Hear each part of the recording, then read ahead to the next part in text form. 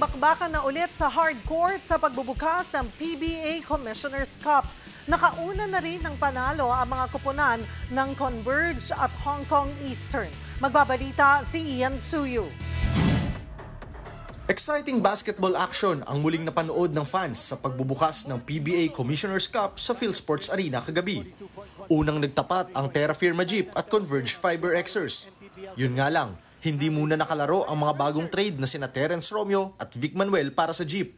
Samantalang ang Converge, maagang nakalamang sa tulong ng bagong rookie na si Jordan Heading. Final score, 116-87 para sa Converge.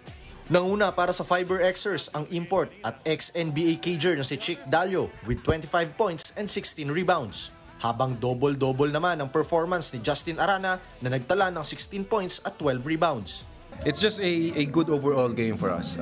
Good first game. I think we dictated the pace pretty well, and the guys are in sync, at least for this first game.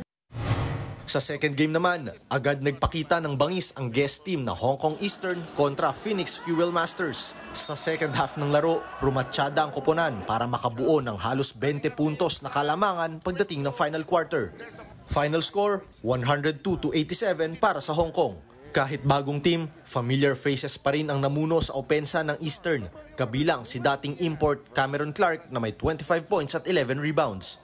Pamatay rin ang opensa ni Hayden Blankley na nag-ambag ng 18 points at 8 rebounds. It was an unreal sort of experience now, being able to get like a second chance with some of my teammates from the Bay Area team that I was really close with. Within this game, it took the guys it took us like a half to adjust, I feel like. You know, like everyone talks about the PBA physicality. Tuloy-tuloy ang PBA action mamaya sa Ninoy Aquino Stadium sa Maynila.